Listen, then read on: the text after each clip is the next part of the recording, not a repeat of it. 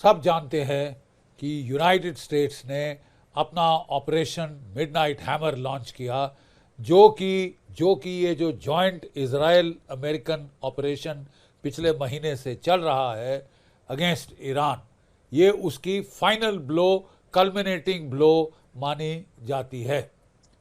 Right?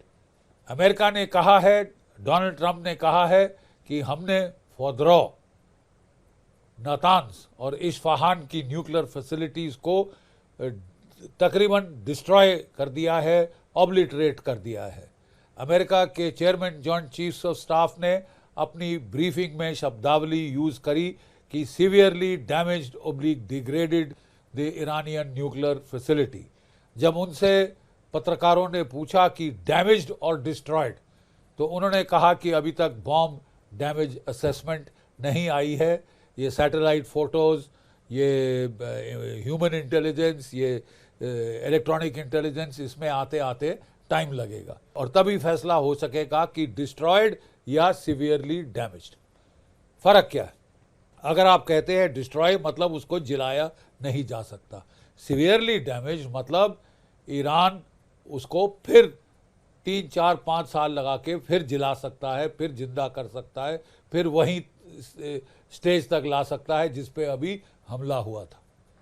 तो इसका मतलब क्या कि हर 3, 4, 5 साल बाद हम ईरान इजराइल की झड़पें देखते रहेंगे? आगे होने क्या वाला है? आगे होने क्या वाला सेटल करने के पहले हमको ये देखना पड़ेगा कि अभी तक हुआ क्या है। Quick overview. ईरान और इजराइल ने मिलकर एक स्ट्रैटेजी बनाई, गुड कॉप बैड कॉप। यानी गुड कॉप अमेरिका, वो ईरान को उसने टॉक्स में, डिप्लोमेसी में एंगेज किया। 60 दिन दिए डोनाल्ड ट्रंप ने ईरान को कि हमारे साथ समझौता कर लो। बातचीत चल ही रही थी कि 61st डे, 61वें दिन, इजराइल ने भीषण हमला कर दिया ईरान के ऊपर। टोटल सरप्राइज और अचंभा हासिल किया। वो बैठ के अपनी जॉइंट कमेटीज़ कर रहे थे कि अभी लड़ाई में टाइम है, और उनको जहाँ भी कॉन्फ्रेंस हो रही थी इकट्ठे बहुत सारे ईरानियन ऑफिसर्स को मार डाला।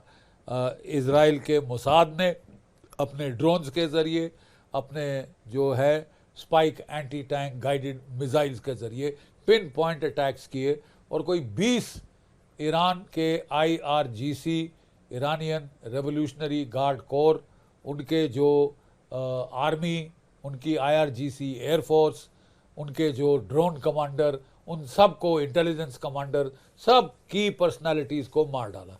जो IRGC कमांडर का नंबर 2 नियुक्त हुआ था हफ्ते में, उसको भी मार डाला। सबसे पहला वार जो किया, वो वार शुरू होने के पहले 23 से 30 मई तक, 23 to 30 में, अमेरिका के एवैक्स, अमेरिका के जो सेंट्री जो हैं electronic warfare combat aircraft, ELINT aircraft, electronic intelligence टोह लेने वाले एयरक्राफ्ट, उनके प्रीडेटर ड्रोन्स, ये सारे इंटेलिजेंस गैदर कर रहे थे ईरान के बॉर्डर पे। बहुत सारे KC-135 टैंकर्स आके वहाँ पे रेकी कर रहे थे, टो कर रहे थे। 13 तारीख 12-13 की रात को इजराइल ने हमला किया 200 फाइटर बॉम्बर्स के साथ। 200 fighters bomber, F-35 lightning stealth fighters, F-15E heavy fighters जो अमेरिका से लिए हैं, F-16। वेस्टर्न ईरान पे जो भी उनके रडार थे ईरान के, उनको निस्तनाभूत कर दिया। उनकी कोई 20 से 30 एयर डिफेंस बैटरीज वहाँ पे 70 से 80 बताई जा रही है टोटल जो थी, एक एक करके उनको ध्वस्त कर दिया। ईरान के पास अपने S-300 थे जो कि कामयाब नहीं हुए, ना भारत के खिलाफ कामयाब हुए थे, ना इजराइल के खिलाफ कामयाब हुए हैं। ये S-300 जो कि यूक्रेन बड़ी मुस्तैदी से चला रहा है और काफ़ी नुकसान कर रहा है वहाँ पे इन S-300 से, वो बिल्कुल बेकार गए यहाँ पे। पहले दिन तो SEAD किया, suppression of enemy air defences, command and control decapitation की, गर्दन काट दी बहुत सारे 9 nuclear scientist, top scientist, IAEA ने जो भी इंस्पेक्शन की थी, जिस भी साइंटिस्ट से बात करी थी, उसको उन्होंने रिपोर्ट में लीक कर दिया। इजराइल ने रिपोर्ट पढ़ के चुन चुन के मार डाले। फिर उसने न्यूक्लियर फैसिलिटीज़ के ऊपर हिट किया, नातान्स पे हिट किया, इस्फहान पे हिट किया, अराक पे हिट किया, बुशेहर पे हिट करने के प्लान बना रहा था। तब रूस ने चेतावनी दी कि ये सिविल न्यूक्लियर प्लांट है, हमारे 150 से ज़्यादा इसके अंदर टेक्नीशियंस और इंजीनियर हैं, अगर आपने इनको खरोच भी आई तो ये आपके लिए ठीक नहीं होगा। और इस धमकी के चलते ना अमेरिका ने अटैक किया है बुशेहर पे, ना ईरान ने ना इजराइल ने अटैक किया। खैर, उन्होंने फिर जो surface to surface missile capability थी ईरान की, उसको टारगेट करना शुरू किया। उन्होंने अपने मिसाइल हटा के सेंट्रल ईरान में ले गए, और ताकि वो रेंज के बाहर रहे। लेकिन अब इजराइल का एयर सुपीरियॉरिटी पूरे ईरान के ऊपर है, वो जहाँ चाहे वहाँ पे वार कर सकता है।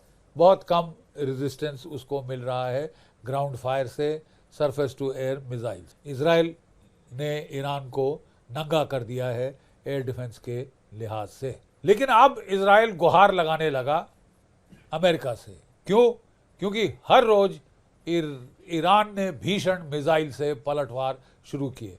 पहले दिन 200 मिसाइल दागे, अगले दिन 100, उसके अगले दिन 75, फिर 50 और फिर 25, 25, 25, कभी 30 वो डेली के फायर करे जा रहा है।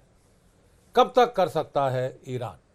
सिंपल क्वेश्चन, कब तक? How long can Iran do it? 4000 एक रिपोर्ट थी उसके पास बैलिस्टिक मिसाइल्स हैं, कोई कह रहे हैं 10 से 20,000 हैं। 4000 तो मिनिमम एक्सेप्टेबल फिगर है। और अगर वो 20 से 30 रोज फायर करता रहे तो वो अगले 100 दिन तक लगातार ठोके जा सकता है अपना मिसाइल का आर्सेनल। और इससे 90% इंटरसेप्ट हो रहे हैं, लेकिन वो परसेंटेज ऑफ इंटरसेप्शन डाउन जा रही, और काफ़ी नुकसान, विजिबल नुकसान टीवी स्क्रीन्स पर ईरान इजराइल के ऊपर इन्फ्लिक्ट कर रहा है। कब तक ईरान इसे बर्दाश्त कर पाएगा?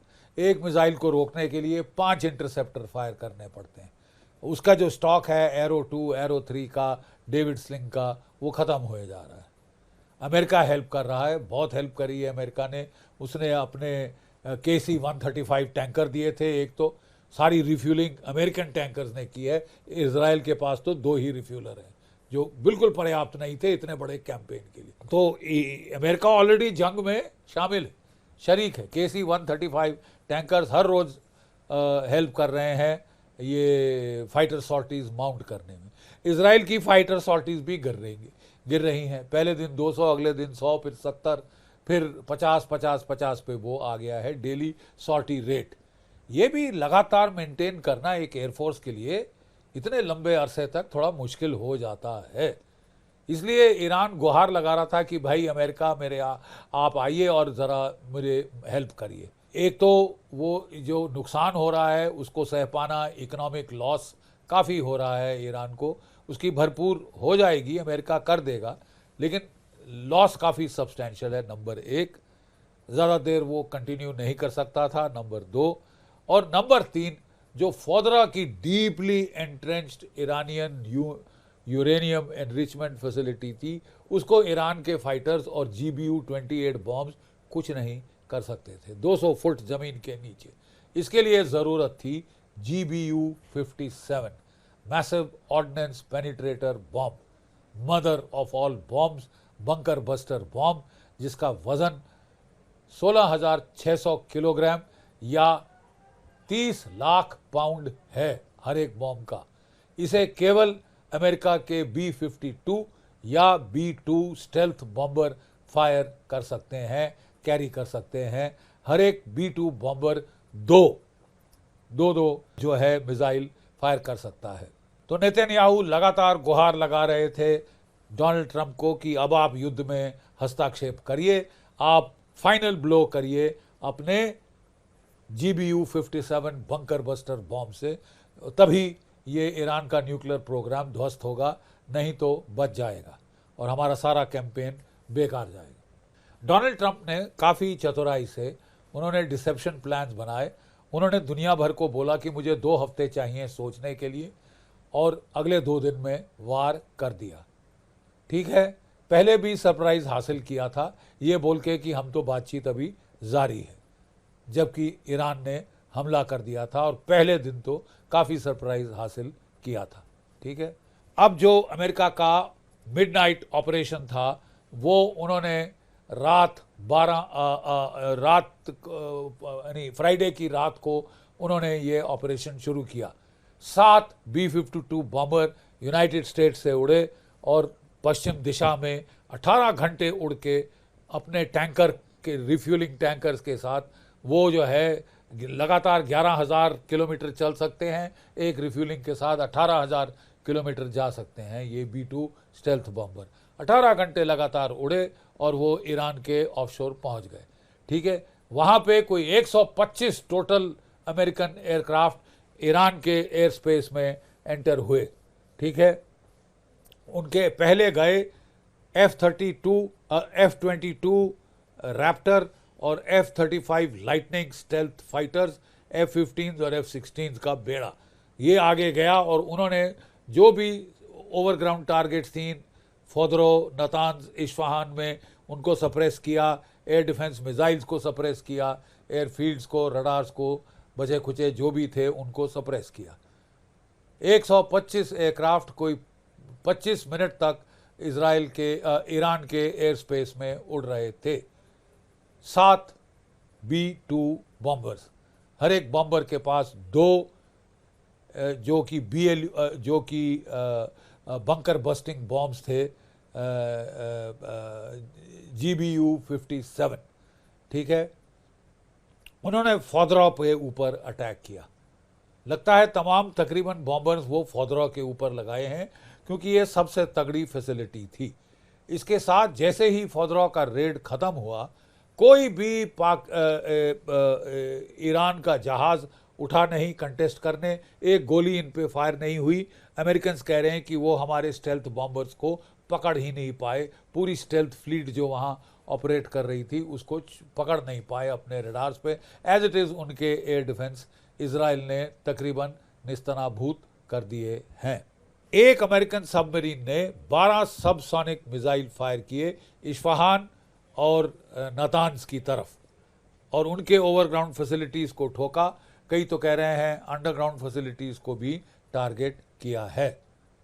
तो ये बड़ी ज़बरदस्त एक ब्लो थी जो American joint chairman chiefs of staff और डिफेंस सेक्रेटरी ने मिलकर बड़ी डिटेल, बड़े तफसील में ब्रीफिंग दी, जिसमें उन्होंने बताया ब्लो बाय ब्लो कैसे ये ऑपरेशन किया गया, किस तरह ईरान को धोखे में रखा गया, सरप्राइज़ हासिल किया गया।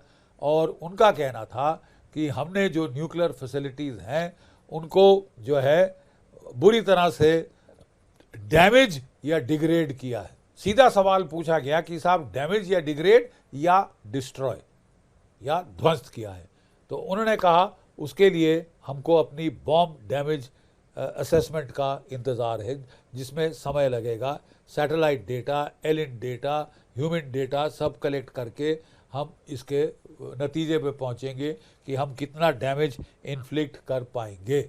अगर आपने डैमेज किया है तो उसका जो करोलरी है वो ये है कि साहब इज़राइल के जो भी डैमेज इज़राइल अमेरिका ने मिलकर किया है, ईरान उसको रिपेयर कर सकता है कुछ महीनों में, कुछ साल में वापस वो उसी स्थिति पे आ सकता है। तो साहब अब सीधा सवाल है, ईरान क्या करेगा? ईरान ने कहा था कि साहब अगर आप हम पे अमेरिका हमला करता है तो हम कॉन्फ्लिक्ट को वाइडन करेंगे, हम हॉरिजॉन्टली एस्केलेट करेंगे।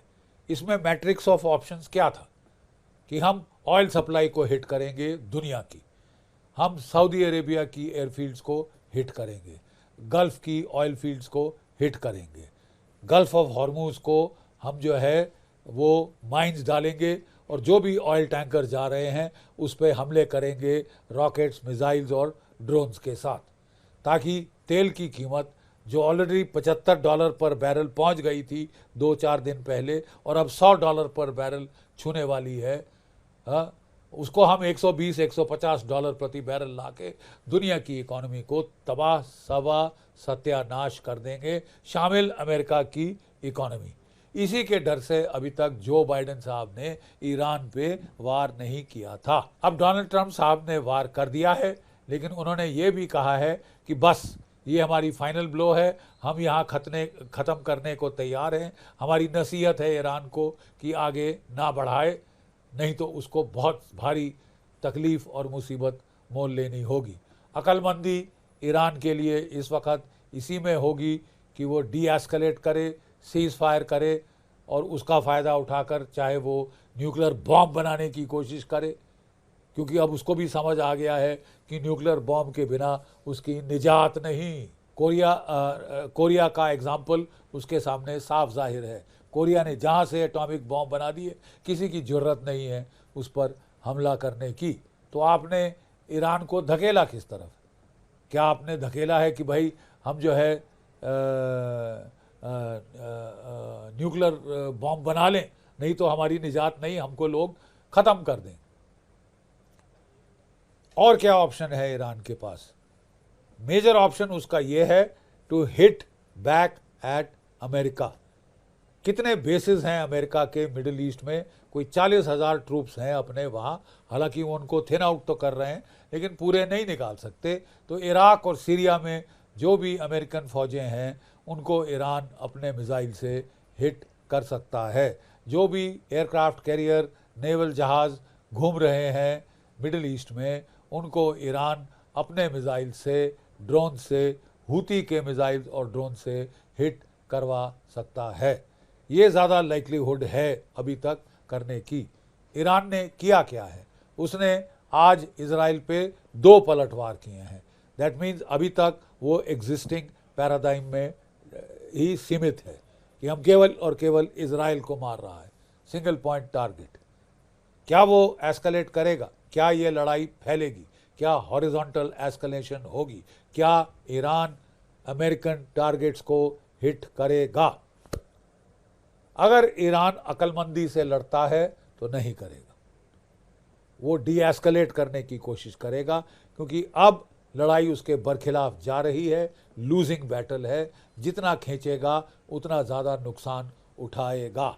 रिजीम सर्वाइवल करना है तो उसे लड़ाई बंद करनी ही होगी। पर क्या वो करेगा? इसके लिए जो फैक्टर्स जो गिने जाते हैं वो है कैपेसिटी नंबर 1, जिसकी मैंने बात करी। 4000 मिसाइल हैं, 100 दिन तक फायर करता रह सकता है अगर 25-30 प्रतिदिन फायर करता रहे। ठीक है। Number 2, will, political will. ये बड़ी ज़रूरी चीज़ है। वो लोग कह रहे थे कि हम आयतुल्लाह ख़मैनी को मार डालेंगे, इजराइल और अमेरिका ने कहा नहीं बख्श देंगे। आयतुल्लाह ख़मैनी ज़िंदा है और धमकियाँ दे रहा है। ठीक है, लेकिन उसका जो टॉप लीडरशिप है IRGC की, आर्मी की, वो इतनी डेसिमेट हो चुकी है कि अब शक है कि किसी का कमांड एंड कंट्रोल ईरान में है कि नहीं। क्या डेलीगेट हो जाएगा सब कुछ, हथियार वगैरह, टू लोअर IRGC कमांडर्स? अगर ये होता है साहब तो दुनिया के लिए बहुत बड़ा खतरा है। कितनी बार ब्रीफिंग में American chairman joint chiefs of staff से पूछा गया, क्या हम एक ओपन एंडेड कॉन्फ्लिक्ट में जा रहे हैं, एक बेअंत लड़ाई जो महीनों महीनों सालों साल चलती रहेगी? क्या हम फंस गए हैं? तो उन्होंने कहा नहीं, बिल्कुल नहीं, हमने ऑफ रैम्प दे दिया है। लेकिन अब मुनस्सर है कि ईरान क्या करता है। क्या वो ऑफ रैम्प एक्सेप्ट करेगा या वो लड़ता जाएगा? क्या वो बैटल को एक्सटेंड करेगा या इस वक्त टैक्टिकल पॉज लेके अपना जो उसने न्यूक्लियर मटेरियल वो कह रहा है उसने बचा लिया है, क्या उससे वो बॉम्ब बना के फिर मैदान में उतरेगा? 5-6 महीने बिल्कुल चुप हो जाए, बॉम्ब बना ले और फिर ईरान और इजराइल को आड़े हाथ, अमेरिका को आड़े हाथ लेने की कोशिश करे, अब न्यूक्लियर बॉम्ब की प्रोटेक्शन के साथ। न्यूक्लियर बॉम्ब बनाने में पाकिस्तान उसकी मदद कर सकता है, हालांकि डरा बहुत हुआ है। चीन उसकी मदद कर सकता है, रूस भी मदद कर सकता है, और कुछ नहीं तो रूस और चीन क्या करेंगे? वो हथियार भेजेंगे। जिस तरह नेटो और अमेरिका यूक्रेन को हथियार पे हथियार दे रहे हैं कि रूस को लड़ाओ आखिरी रूसी तक, उसी तरह वो भी ईरान को मोहरा बना के अमेरिका को लड़ाई में फंसाने की कोशिश कर सकते हैं, महीनों महीने, सालों साल। वर्स्ट केस सिनेरियो हो जाएगा साहब डोनाल्ड ट्रंप के लिए, काफ़ी अनपॉपुलर सिद्ध होगा। अभी तक तो यूनानिमिटी है, और जिसको बोलते हैं उनके डेमोक्रेट्स और रिपब्लिकन्स, वो दोनों कंसेंसस है कि इज़राइल की मदद करना ठीक था, ईरान का न्यूक्लियर हथियार निकालना ठीक था। लेकिन अगर ये ओपन एंडेड वॉर हो जाती है तो कब तक ये सिलसिला चल पाएगा। आफ्टर ऑल इज़राइल के भी जो स्टॉक्स हैं इंटरसेप्टर्स के, दिन ब दिन डाउन जा रहे हैं, डेंजरसली डाउन जा रहे हैं।